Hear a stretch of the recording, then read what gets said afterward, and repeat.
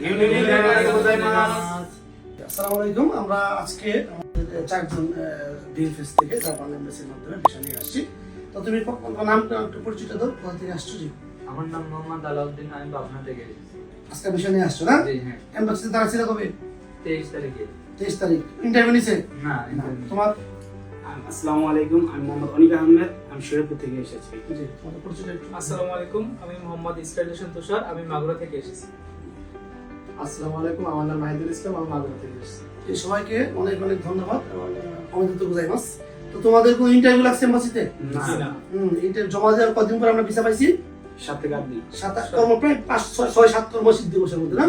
তো এখন তোমাদের জেলপিটি ছিল সবাই নাকি? তো জেলপিটি না থাকলে তো ইন্টারভিউ নেই, জেলপিটি যাদের নাই আর কি। তো সুতরাং জেলপিটি যারা নাই এরা জমা দিয়ে কিন্তু ঘুমাইতে পারে না টেনশনে। আর তোমরা কি এরকম কোনো ইয়া ছিল, মেন্টালি একটা ইয়া ছিল যে আমরা উইদাউট ইন্টারভিউতে ভিসা পাবো? তো নতুন ছাত্রদের উদ্দেশ্যে তারা আসলে জাপানিজ পড়তে চায় না, হ্যাঁ, জেএলপিটি কতটুকু গুরুত্ব, এটা তোমার ছাত্রদের উদ্দেশ্যে কি বলতে চাও? জেএলপিটি কতটুকু ইম্পর্টেন্ট? স্যার অনেকটাই ইম্পর্টেন্ট।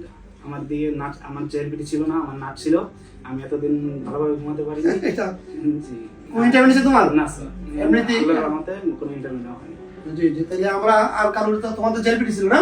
জি, তাহলে আমরা কি পাসপোর্ট কি তোমাদের কাছে আমাদেরকে দিয়ে দেবে, তোমরা নিয়ে দেবা? আমরা কি দেওয়ার কথা বলছি? না না, স্যার, পাসপোর্ট রাখি না। যেমন সার্ভিস চার্জ পেমেন্ট করছে আমাদেরকে, না, হ্যাঁ পেমেন্ট করবা? কবে করবা? ইনশাআল্লাহ। কত করবা পেমেন্ট? এক সপ্তাহ হয়ে গেছে। কত আমাদের সার্ভিস চার্জ কত? 1 লাখ। 1 লাখ টাকা না? আমরা যেটা আসলে শুরু থেকে বলে থাকি সার্ভিস চার্জ 1 লাখ টাকা। আমরা কি 1 লাখ টাকার বেশি অফিস থেকে কোনো বলছে সার্ভিসের কথা?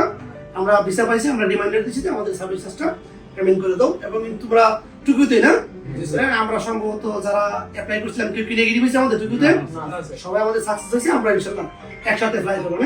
সবার জন্য শুভকামনা রইল। আর নতুন ছাত্রদের উদ্দেশ্যে আসলে যারা মানে জাপান যেতে চাও, জাপানের ল্যাঙ্গুয়েজটা খুবই ইম্পর্টেন্ট, বিশেষ করে জেএলপিটি ভিসা পাওয়ার ক্ষেত্রে না? তাহলে আমরা সবাই ভালোভাবে জাপান যাওয়ার জন্য ভালোভাবে প্রস্তুতি নিব। হাই মিনাসান আরিগাতো গোজাইমাস। আরিগাতো গোজাইমাস।